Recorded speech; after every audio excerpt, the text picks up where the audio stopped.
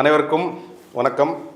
மாண்புமிகு தமிழக முதல்வர் திரு மு.க. ஸ்டாலின் அவர்கள் தமிழ்நாட்டில் ஒரு 86,000 பேருக்கு பட்டா கொடுக்கணும்னு மீட்டிங்கில் பேசியிருக்காரு. அது அமைச்சரவை கூட்டத்தில் அது சம்பந்தமான முடிவுகள் எடுக்கப்பட்டிருக்குது. அது வருவாய் மற்றும் பேரிடர் துறை அமைச்சர் திரு மாண்புமிகு சாத்தூர் கே எஸ்எஸ்ஆர் ராமச்சந்திரன் அவர்கள் அதை ப்ரெஸ் மீட்லலாம் சொல்லியிருக்காங்க. துணை முதல்வர் மாண்புமிகு உதயநிதி ஸ்டாலின் அவர்கள் அவரும் செனாய் நகரில் கலந்துக்கிட்ட ஒரு கூட்டத்தில் அவர் முன்னிலையில் வருவாய்த்துறை முதன்மை செயலாளர் திருமதி அமுதா ஐஏஎஸ் அவர்கள் அந்த கைட்லைன்லாம் சீக்கிரம் கொடுப்போம், அதுக்கப்புறம் எல்லாருக்கும் பட்டா கொடுப்போம், 86,000 பேருக்கு பட்டா கொடுக்க போகிறோம்னு சொல்லியிருக்காங்க. இப்போ அந்த வருவாய்த்துறை சார்பாக ஒரு சுற்றறிக்கை சர்க்குலர் விடப்பட்டிருக்குது. அதில் எந்த வகையான நிலங்களுக்கு பட்டா கொடுக்கணும் அதெல்லாம் சொல்லியிருக்காங்க. என்னென்னா, ஆட்சேபனையற்ற புறம்போக்கு நிலத்தில் வீடு கட்டி 10 ஆண்டுகளுக்கு மேலாக குடியிருப்பவர்களுக்கெல்லாம் பட்டா கொடுக்க போகிறோன்னு சொல்லியிருக்காங்க. அது சென்னை, திருவள்ளூர், செங்கல்பட்டு, காஞ்சிபுரம் அங்கெல்லாம் அந்த மாநகராட்சியிலேருந்து 32 கிலோமீட்டர் தூரம் வரைக்கும் பெல்ட் ஏரியா அப்படின்னு சொல்லுவாங்க. அந்த பெல்ட் ஏரியாவில் உள்ளவங்களுக்கும் பட்டா கொடுக்க போகிறாங்க. இப்போ சென்னை, தாம்பரம், ஆவடி அந்த 3 மாநகராட்சியில் இதில் 3 சென்ட் தான் எல்லாருக்கும் சொல்கிறாங்க. மாநகராட்சியில் 2 சென்ட்டு, அதில் முதல் 1 சென்ட் ஃப்ரீயாக கொடுத்துட்றாங்க பட்டா. 2வது சென்ட்டுக்கு இவங்க பணம் கொடுக்கணும்.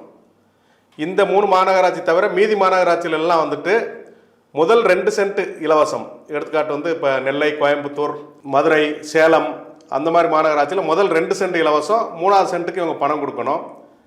இதை தவிர ஊராட்சிகள் பகுதியில் வர்ற எல்லாமே முழுவதுமாக 3 சென்ட் முழுவதுமாக இலவசமாக வழங்கப்படும்.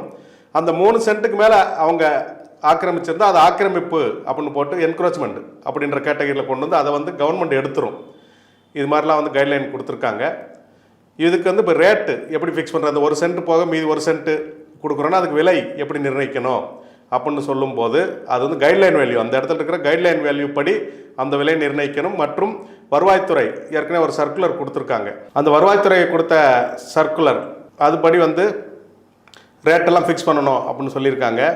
இது போக எந்த நிலம் நம்ம கொடுக்க முடியும்னா, தரிசு நிலம், பாறை, கரடு, அரசோட நஞ்சை நிலம், புஞ்சை நிலம் அரசுக்கு சொந்தமானது, அரசோட அனாதீன நிலம் இதுக்கெல்லாம் பட்டா கொடுத்துடலாம். நீர்நிலை புறம்போக்குகள், ஓடை, சாலை ஆக்கிரமிப்பு இதெல்லாம் பட்டா கொடுக்க முடியாது. அது ஆட்சேபனை உள்ள புறம்போக்கு. அது மாதிரி ஆட்சேபனை உள்ள புறம்போக்கு நிலங்களில் வசிக்கிறவங்களுக்கு பட்டா கொடுக்க முடியாது. இதுக்கு மாநில அளவில் குழுக்கள் அமைக்கப்பட்டிருக்குது, அரசு அதிகாரிகள் குழுக்கள். அப்புறம் மாவட்ட அளவிலும் அரசு அதிகாரிகள் குழுக்கள் நியமிக்கப்பட்டிருக்குது. இந்த செயல்பாடு இந்த ஆண்டு 2025 டிசம்பர் 31 வரைக்கும் இருக்கும். அதுக்குள்ளே இவங்களுக்கெல்லாம் பட்டா கொடுக்க போகிறாங்க.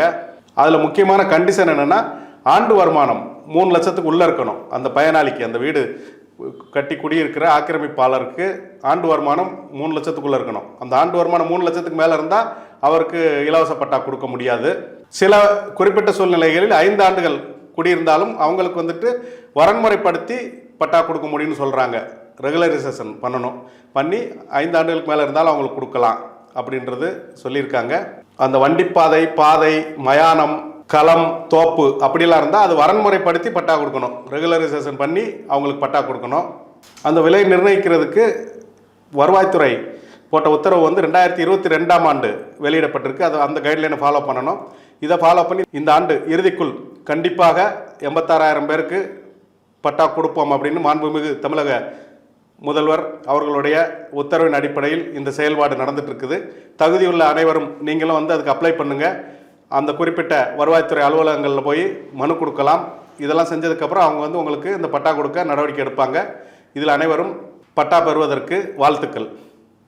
நன்றி, வணக்கம்.